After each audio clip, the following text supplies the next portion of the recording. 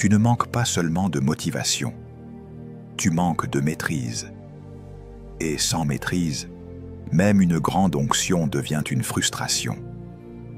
Tu sais ce que l'indiscipline fait. Elle te vole sans bruit. Elle ne te frappe pas comme un accident. Elle t'érode comme l'eau. Elle te prend 5 minutes par-ci, 10 minutes par-là, 1 heure perdue ici, une matinée sacrifiée là, un projet abandonné ailleurs. Et un jour, tu te réveilles et tu dis « Je ne comprends pas, ma vie n'avance pas. » Elle avance, mais pas vers ta destinée. Elle avance vers le résultat logique de tes habitudes. Tu récoltes ce que tu répètes. Tu ne récoltes pas ce que tu souhaites. Et maintenant, je vais toucher une zone que tu n'aimes pas. Tu dis souvent « Je suis attaqué ». Mais la vérité est parfois plus simple. Tu es indiscipliné. Tu dis « Le diable bloque ma percée », mais Dieu te dit « Tu bloques ta propre percée par ton manque d'ordre ». Tu dis « Je n'ai pas de chance ». Mais la chance n'est pas un concept du royaume. Dans le royaume, il y a des lois.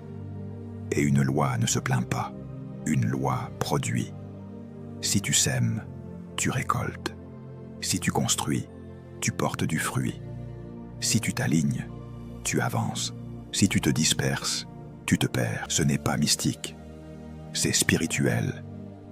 Parce que le spirituel est légal. Le spirituel fonctionne par principe. Quand Jésus parle, il ne flatte pas l'indiscipline. Quand il appelle des disciples, il n'appelle pas des gens qui cherchent juste des sensations. Il appelle des gens qui acceptent un joug, une formation, une manière de vivre. Il dit « Suis-moi ». Ça veut dire « Marche derrière, apprends, imite, discipline-toi ».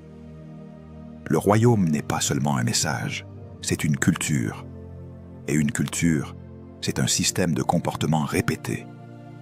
Donc, si tu veux la culture du royaume dans tes résultats, tu dois accepter la discipline du royaume dans tes choix. Tu dois comprendre ceci. Le manque de discipline est une forme de mépris de soi, parce que quand tu ne te disciplines pas, tu envoies un message à ton âme. Mon avenir ne vaut pas l'effort. Quand tu ne te disciplines pas, tu dis à ta destinée « Attends, je vais d'abord satisfaire ma chair ». Quand tu ne te disciplines pas, tu dis à Dieu « Je veux tes promesses, mais je ne veux pas porter tes principes ». Et ça, c'est un conflit intérieur. Tu n'es pas seulement en combat contre l'ennemi, tu es en guerre contre toi-même. Je vais le dire encore plus clairement. Beaucoup d'hommes ne sont pas prisonniers d'un démon. Ils sont prisonniers d'un schéma. Ils sont prisonniers d'une routine. Ils sont prisonniers de leur humeur. Ils sont prisonniers de leur paresse émotionnelle. Ils sont prisonniers de la récompense immédiate.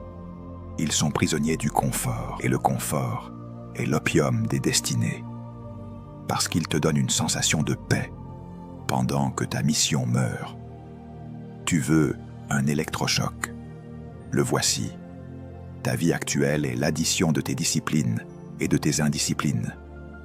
Ce que tu appelles « ma personnalité » est souvent un ensemble d'habitudes non corrigées. Ce que tu appelles « je suis comme » ça est parfois une excuse déguisée. Et tant que tu t'identifies à ton désordre, tu ne chercheras jamais à le changer. Mais le jour où tu acceptes que ton manque de discipline n'est pas ton identité, seulement ton état, alors tu redeviens dangereux pour l'ennemi, utile pour Dieu et crédible pour toi-même.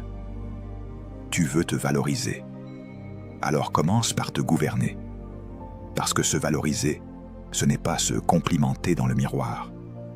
Se valoriser, c'est établir des standards. Se valoriser, c'est décider que ton temps est sacré.